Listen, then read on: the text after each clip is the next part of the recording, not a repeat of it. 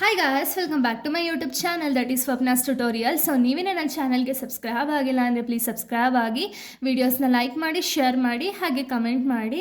So ಇವತ್ತು ನಾನು ಮಾಡ್ತಿರೋ ಸಬ್ಜೆಕ್ಟ್ ಯಾವುದು ಅಂದರೆ ಫೋರ್ತ್ ಸೆಮ್ BComನ ಕಾಸ್ಟಿಂಗ್ ಮೆಥಡ್ಸ್ ಅನ್ನೋ ಒಂದು ಸಬ್ಜೆಕ್ಟ್ನ ಎಕ್ಸ್ಪ್ಲೇನ್ ಮಾಡ್ತಿದ್ದೀನಿ. ಸೊ ಅದರಲ್ಲಿ ಆಪರೇಟಿಂಗ್ ಕಾಸ್ಟಿಂಗ್ ಅನ್ನೋ ಒಂದು ಚಾಪ್ಟರ್ನ ಎಕ್ಸ್ಪ್ಲೇನ್ ಮಾಡ್ತಿದ್ದೀನಿ. ಓಕೆನಾ?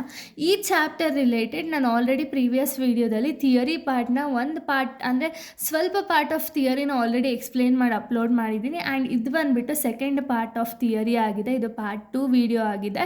ಸೊ ಆಪರೇಟಿಂಗ್ ಕಾಸ್ಟಿಂಗ್ ಅಂದರೆ ಏನು ಅಂತ ಹೇಳಿ ಎಲ್ಲರಿಗೂ ಗೊತ್ತಿದೆ. ಓಕೆನಾ?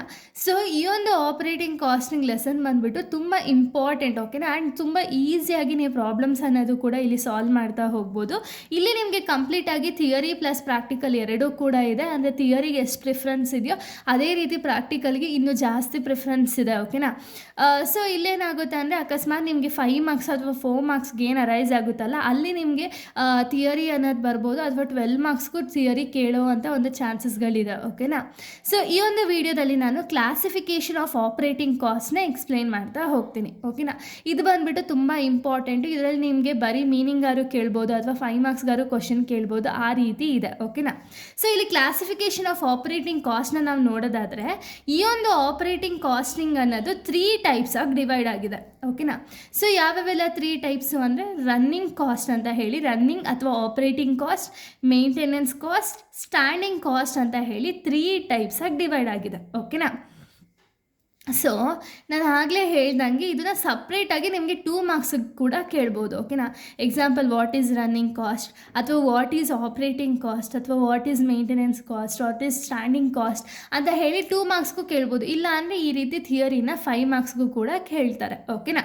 ಸೊ ಬನ್ನಿ ಒಂದೊಂದೇ ನಾವು ನೋಡ್ತಾ ಹೋಗೋಣ. ವಾಟ್ ಈಸ್ ರನ್ನಿಂಗ್ ಅಥವಾ ಆಪ್ರೇಟಿಂಗ್ ಕಾಸ್ಟ್ ಅಂದರೆ ಏನು ಅಂದರೆ, it is a variable cost changed based on how much the vehicle used. ಅಂದರೆ ಏನು? ಆಪ್ರೇಟಿಂಗ್ ಅಥವಾ ರನ್ನಿಂಗ್ ಕಾಸ್ಟ್ ಅಂದರೆ ಏನು ಅಂದರೆ, ಇದೊಂದು ವೇರಿಯಬಲ್ ಕಾಸ್ಟ್. ಓಕೆನಾ? ಇದು ಯಾವಾಗಲೂ ಚೇಂಜಸ್ ಅನ್ನೋದು ಆಗ್ತಿರುತ್ತೆ.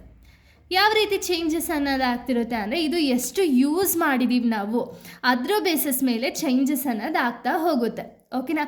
ಏನಿದು ಎಷ್ಟು ಯೂಸ್ ಮಾಡಿದ್ದೀವಿ, ಯಾವ ಬೇಸಿಸ್ ಮೇಲೆ ಇದು ಚೇಂಜಸ್ ಅನ್ನೋದು ಆಗುತ್ತೆ ಅಂದರೆ, ಈಗ ಎಕ್ಸಾಂಪಲ್ ಒಂದು ಬಸ್. ಓಕೆನಾ?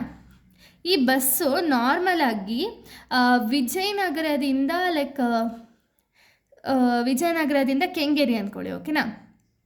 ಸೊ ಇಲ್ಲಿಗೆ ಹೋಗಬೇಕಾದ್ರೆ ಇದು ಬಸ್ಸಿಗೆ ಪೆಟ್ರೋಲ್ ಆಗಿರ್ಬೋದು, ಆಯಿಲ್ ಆಗಿರ್ಬೋದು, ಡೀಸೆಲ್ ಇದೆಲ್ಲ ಅಂದರೆ ಏನೇನೆಲ್ಲ ಅದು ಚಾರ್ಜಸ್ ಅನ್ನೋದಾಗುತ್ತೆ ನೋಡಿ, ಅದು ಡಿಫರ್ ಆಗುತ್ತೆ. ಓಕೆನಾ?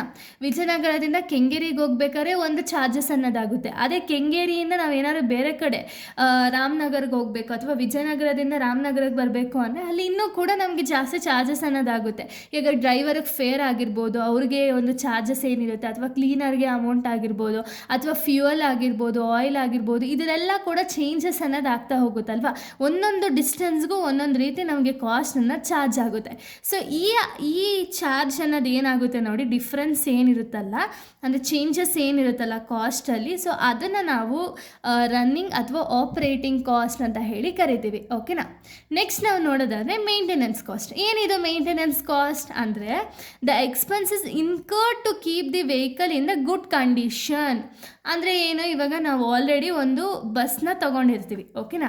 ಈ ಬಸ್ನ ತೊಗೊಂಡು ಎಷ್ಟೋ ಲ್ಯಾಕ್ಸ್ ಟುಗೆದರ್ ಅಥವಾ ಕ್ರೋಸ್ ಟುಗೆದರ್ ಇನ್ವೆಸ್ಟ್ಮೆಂಟ್ ಮಾಡಿ ನಾವು ಒಂದು ಬಸ್ನ ತೊಗೊಂಡು ಅಂದ್ಕೊಳ್ಳಿ. ಬಸ್ನ ತೊಗೊಂಡ್ಮೇಲೆ ಅಯ್ಯೋ ಬಿಡು, ಸುಮ್ಮನೆ ಏನು ನಾರ್ಮಲಾಗಿ ಓಡಿಸ್ಕೊಂಡಿರೋಣ ಅಂತ ಹೇಳಿ ಸುಮ್ಮನೆ ಓಡಿಸ್ತಿದ್ರೆ ಒಂದೇ ಸತಿ ಏನಾಗುತ್ತೆ ಅಂದರೆ ರಿಪೇರ್ ಬಂದುಬಿಡುತ್ತೆ ಅಲ್ವಾ. ಒಂದೇ ಸತಿ ರಿಪೇರ್ ಬಂದಾಗ ತುಂಬ ಜಾಸ್ತಿ ಖರ್ಚಾಗುತ್ತೆ ಅಲ್ವಾ, ತುಂಬ ಜಾಸ್ತಿ ಅಮೌಂಟು ಎಕ್ಸ್ಪೆನ್ಸಸ್ ಆಗುತ್ತೆ. ಬಟ್ ಅದೇ ಬಸ್ನ ನಾವು ಮಂತ್ಲಿ ಒಂದು ಸತಿನೋ ಅಥವಾ ಯಾವುದಾದ್ರು ತುಂಬ ಡಿಸ್ಟೆನ್ಸ್ಗೆ ಹೋದಾಗ ಆವಾಗ ಒಂದು ಸತಿ ನಾವು ಚೆಕ್ ಮಾಡ್ತಿದ್ರೆ, ಎಕ್ಸಾಂಪಲ್ ಟೈರ್ಸ್ ಆಗಿರ್ಬೋದು, ಟ್ಯೂಬ್ಸ್ ಆಗಿರ್ಬೋದು, ಇದೆಲ್ಲ ಚೆಕ್ ಮಾಡ್ತಾನೆ ಇರಬೇಕು. ಓಕೆನಾ?